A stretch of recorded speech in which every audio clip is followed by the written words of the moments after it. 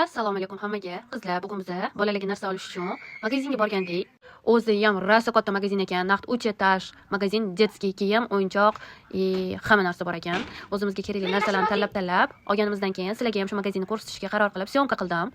Новорожденный chaqaloqlardan boshlab onajonlar uchun kerakli hamma narsa bor.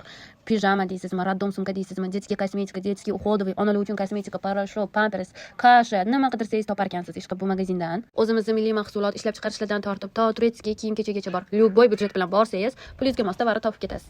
Bemalol chaqaloq uchun sarpalar ham qilsanglar bo'lar ekan. Faqat bu videoni qizlar onalarga emas, erlarga tashlaylar. Sarpani qiz taraf emas, kuyov taraf qilsin. Chunki onajonlarimiz bizani boqib, katta qilib, o'stirib, sarpamizni to'la to'kis oshirib qilib erga berishgan yetadi bo'ldi. Bu yog'iga bolalarimizni sarpasini o'zimiz eplaylik, bizani shuncha qilishgan yetadi. Bolalarimizga qilishga ota-onamiz majbur emas. Tak что qizlar, bu videoni o'zinglarni eringlarga, qaynonanglarga tashab qo'yinglar. Onanglarga tashab yurmanglar. Xudo xolalar, mabodo sizlar ko'rib qolsanglar, qizinglar bilan kuyovinglarga tashab qo'yinglar. Hozir bu magazinda bahor va kuzgi kolleksiya uchun 1+1 aksiyasi ketayotgan ekan. Bemalol borib, unumli foydalanib olishinglar mumkin. Mana magazinning qanaqa kattaligini va assortiment ko'pligini o'zinglar ko'rib turibsizlar. Agar lokatsiya kerak bo'lsa, plus belgisini qoldiringlar, men sizlarga tashab qo'yaman. Like bosib, podpiska qilish esdan chiqmasin, men bilan zerikmaysiz.